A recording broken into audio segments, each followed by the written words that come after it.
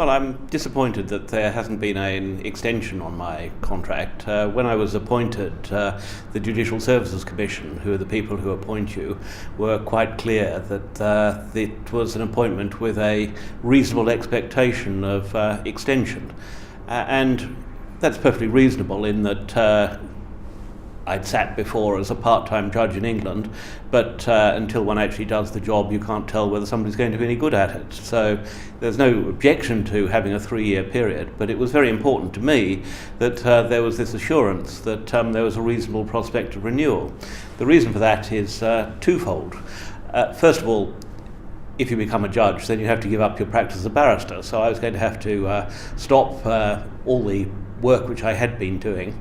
But secondly, under the Code of Conduct for the judiciary in Gibraltar, no judge is allowed to work in private practice for a year after the end of their contract, and that's anywhere in the world.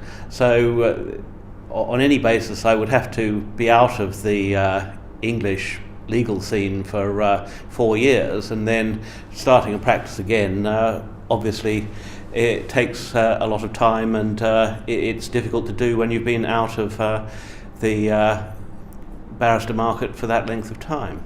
So it was very important to me that those assurances were given, and it's a matter of concern to me that the government of Gibraltar hasn't really explained why they're not standing by those assurances, since, as the Bar Council very kindly said, I seem to have done a reasonable job while here. What were the specific reasons offered? The only explanation I've had is a letter from Ernest Gomez, the Chief Secretary, which is a very nice letter. It's dated the 21st of June and says, I'm writing to you in order to formally notify you that Her Majesty's Government of Gibraltar's decision not to continue funding the position of a fourth judge in the light of uncertainties ahead. As you are aware, funding was provided for a period of 3 years, from the 11th of August 2014 to the 10th of August 2017, in order to assist with the backlog of work which existed at that time. And then Mr. Gomez goes on to speak warmly about me, and as I say, it's a nice letter.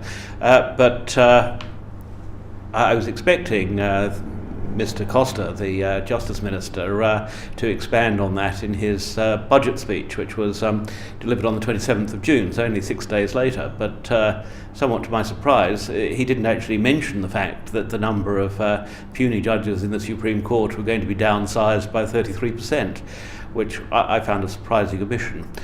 So apart from the general uncertainties ahead, it's not clear why my appointment hasn't been renewed.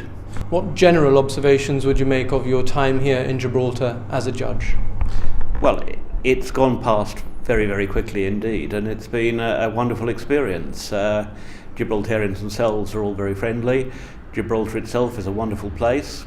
Too many dogs, too many cars, but otherwise it's really a form of paradise. And the law itself is very interesting. On the one hand, you've got extremely modern legislation, companies law, insolvency law, and on the other hand, you've got very ancient statutes from Henry VIII's time, and the mixture is the thing which makes it very interesting for a jurist. So it's been wonderful being able to come and get to grips with this really rather unique mixture of different ages of legislation. And to use Freddie Vasquez's words, should circumstances conspire in the future, would you like to return? Well, absolutely. It's a wonderful place to be, and it will be great to come back at some stage.